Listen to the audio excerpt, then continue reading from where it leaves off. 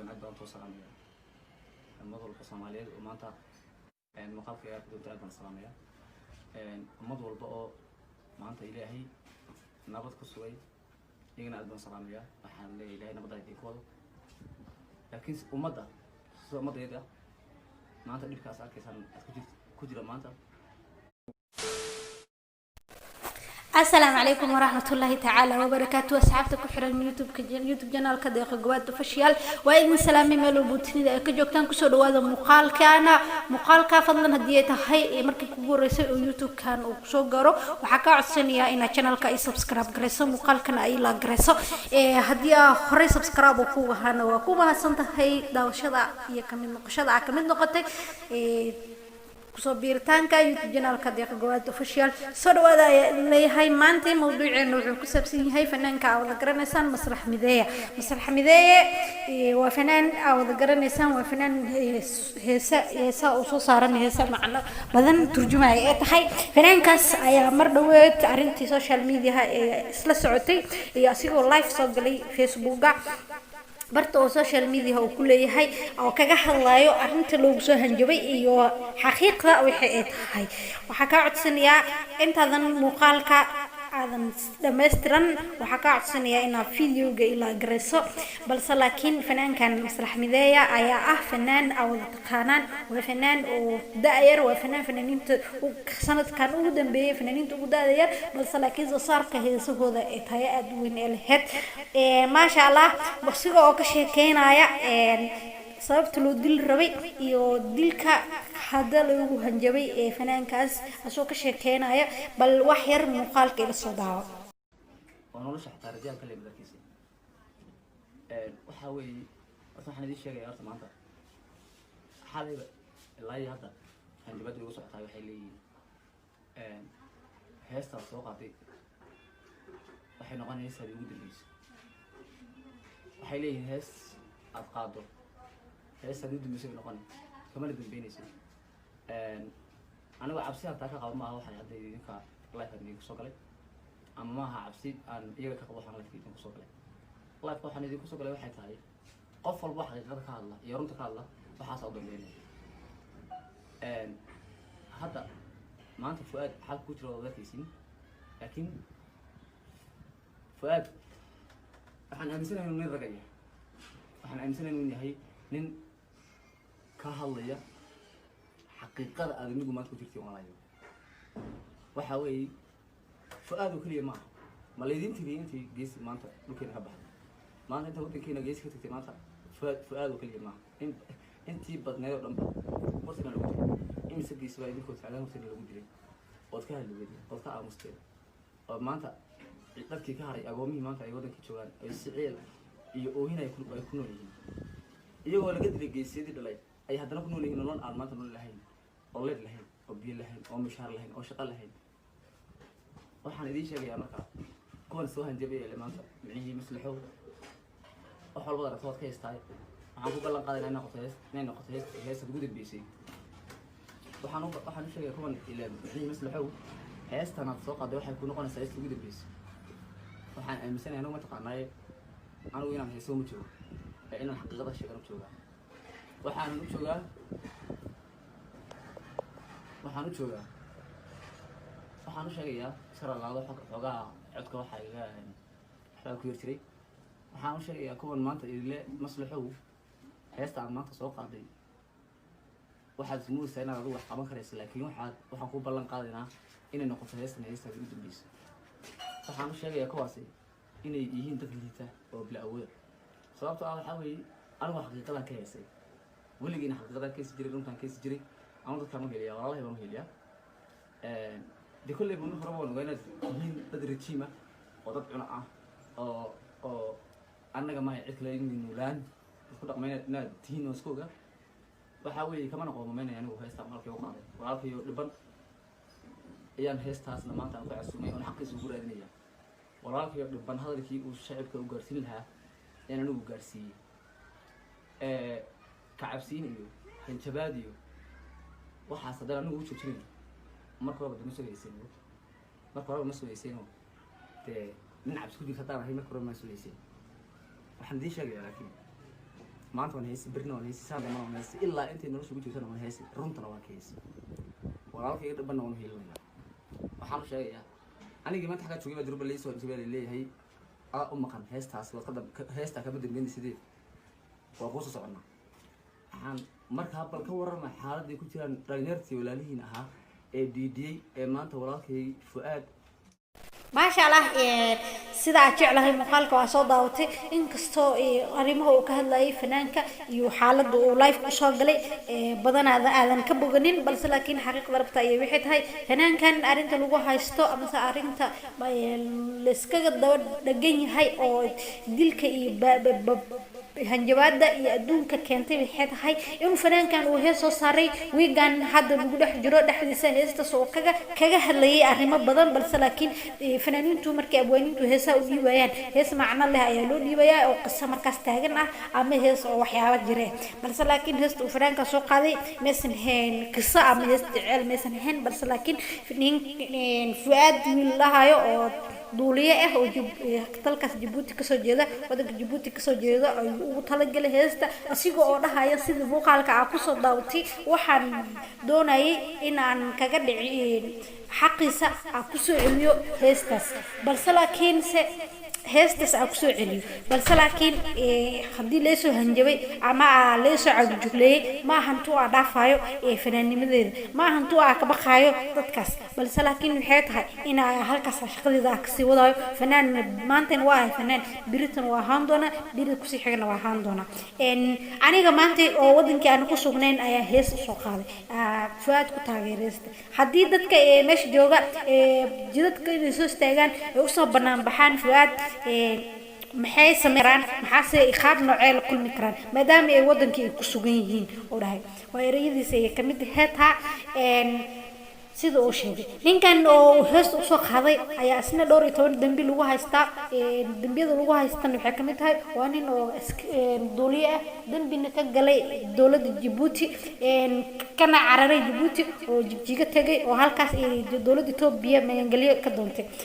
asigoo dawladda Itoobiya ay soo celsheen oo halkoodii ay ka soo celiyeen ay ku soo wareejiyeen Djibouti maadaama oo Djibouti uu ahaa ninkan ودشي ودنك جيبوتي دولة جيبوتي نأكسو ورجين بس دنبيه دلوقتي هايستو إيه دنبيه دولة دويكو هايستو إسنا هين دنبيه أو شخص وكجله إسنا هين دنبيه كريتو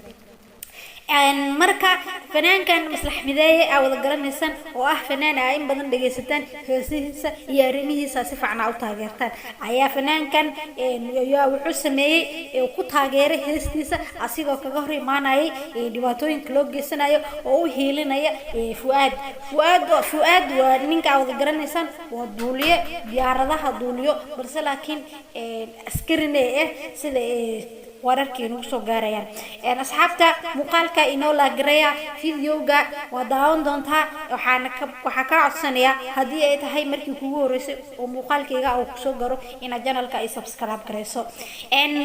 waxyar waxaana la soo daawataa muuqaalka maslax mideeye oo ka hadlaya arintaas asigoo oo faahfaahinaya una dhigaya sida ay tahay iyo sida ay dadku u maleynayaan in ay tahay laba ay kala tahay marka muuqaalkii oo dhameystiran inala soo daawada waana ku mahadsantihiin sida qaali qiimaha iyo qadarinta mudan ee kaga mid noqoshada YouTube channelka Deeqa Gowaad soo dhawaada wallahi waxaan aad wax maahay maanta inay Soomaaliya dunida mada Soomaaliyeed joogto maanta aad u saamay hooyo iyo sad noqosheen wiil dhalinyaro oo maanta Ilaahay ka siiyay aqoonsi oo wadankiisa dhexdeeda ku ciilan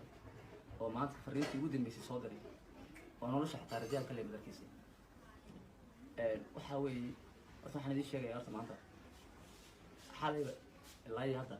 hanjabada ugu socotay waxay leeyihiin heestaas soo qaaday waxay noqonaysaa ugu dambeysay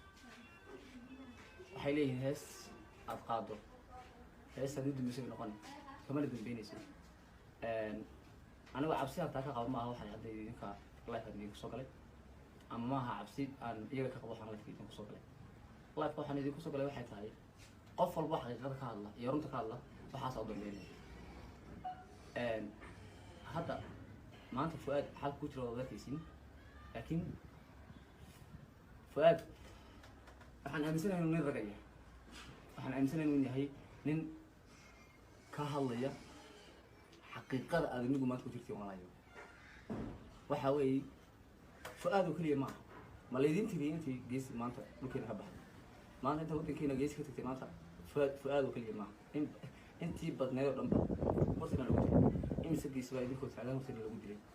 ood ka hadli weydeen ood ka aamusteen oo maanta dadkii ka haray agoomihii maanta ay waddankii joogaan ay si ciil iyo oohin ay ku nool yihiin iyagoo laga dilay geesiyadii dhalay ay haddana ku nool yihiin nolol aan maanta nolol lahayn oo leed lahayn oo biyo lahayn oo mishaar lahayn oo shaqo lahayn waxaan idiin sheegayaa markaa kuwan soo hanjabay maanta micnihii maslaxow wax walba aragto waad ka haystaay waxaan ku ballan qaadayna inay noqoto heesta ugu dambeysay waxaan u sheegaya kuwan micnihii maslaxow heestanaad soo qaaday waxay ku noqonaysaa heesta ugu dambeysay waxaan aaminsanahay anigu mataqaanaaye anigu inaan heeso ma joogo ee inaan xaqiiqada sheegan u joogaa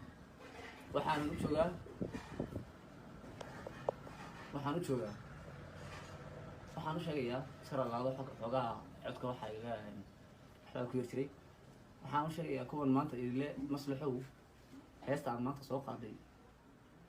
waxaad ismoodaysaa inaad adigu wax qaban karaysa laakiin waxaan ku ballan qaadaynaa inay noqoto heestaas ugu dambeysa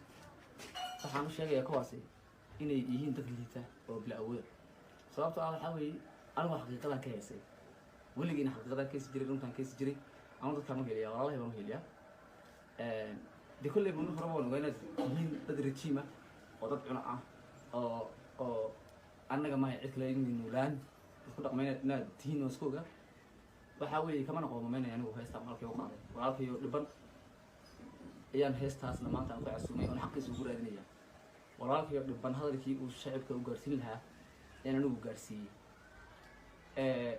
kacabsiin iyo hanjabaad iyo waxaas haddana anigu u joojinay marka horeba ma sugaysaynoo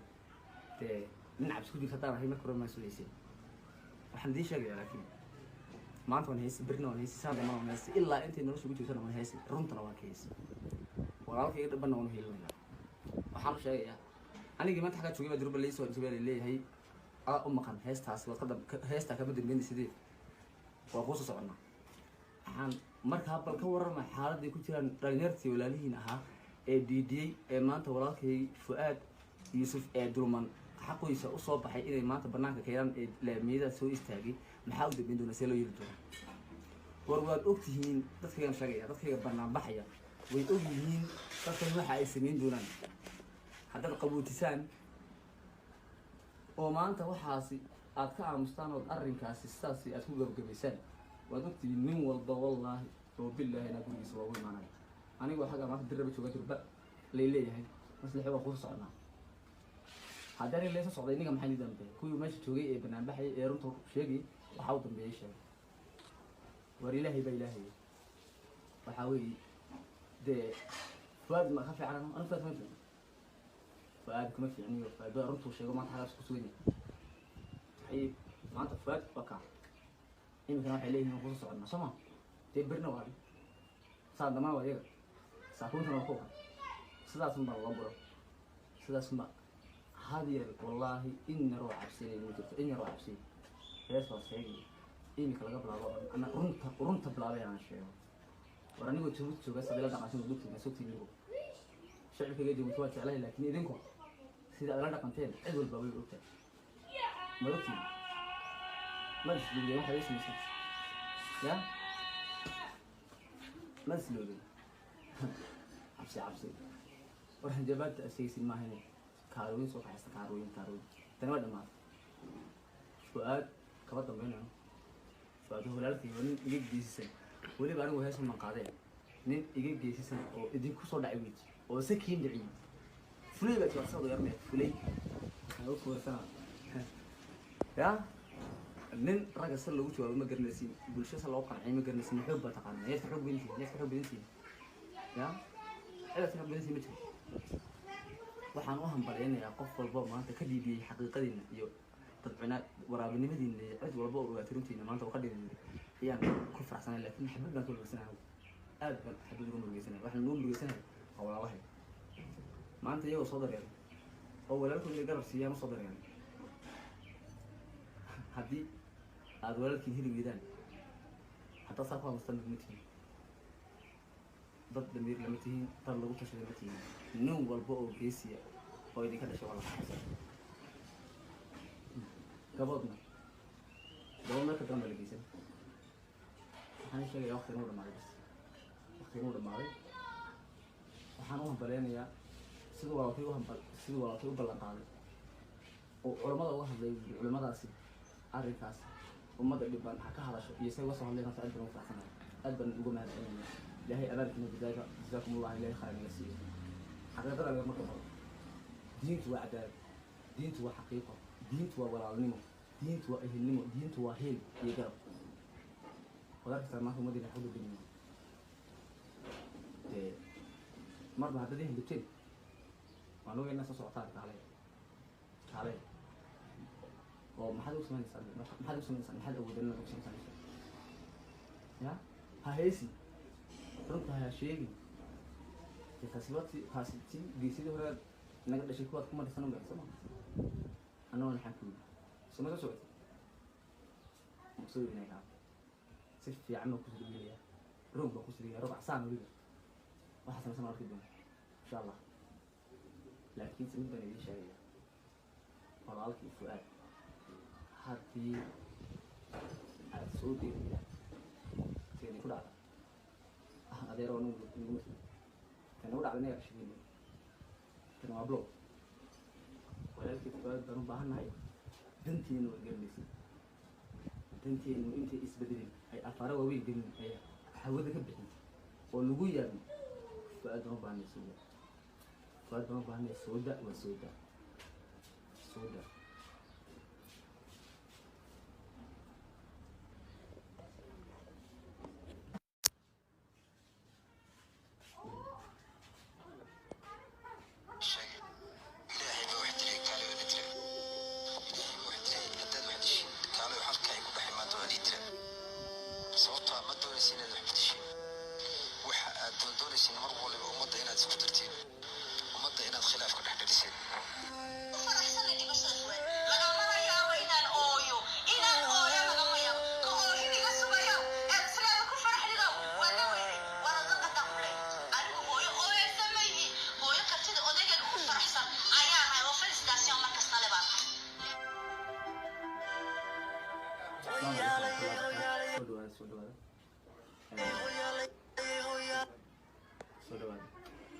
maanta aad baan idin salaamaya ummadda walaalahay islaamka ah meel walba joogaan ummadda soomaaliyeed meel walba joogaan aad baan soo salaamaya ummad walba soomaaliyeed oo maanta muuqaalka ayaa ku jirta aad baan salaamaya ummad walba oo maanta ilaahay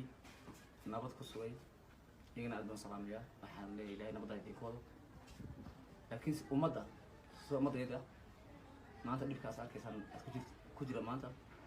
horta wallaahi waxaan aad uga xumahay maanta inay Soomaaliyeed yihiin ummadda Soomaaliyeed joogta maanta aad baan salaamaya hooyo aysan maqasheen wiil dhalinyaro oo maanta ilaahay karti siiyay aqoon siiyay oo wadankiisa dhexdeeda ku ciilan oo maanta fariintii ugu dambeysay soo diray oo nolosha xataa rajaa kale badarkiisa waxa weeye waxaan idin sheegayaa horta maanta xalayba ilaa hadda aan dibadda ugu socotaa waxay leeyihiin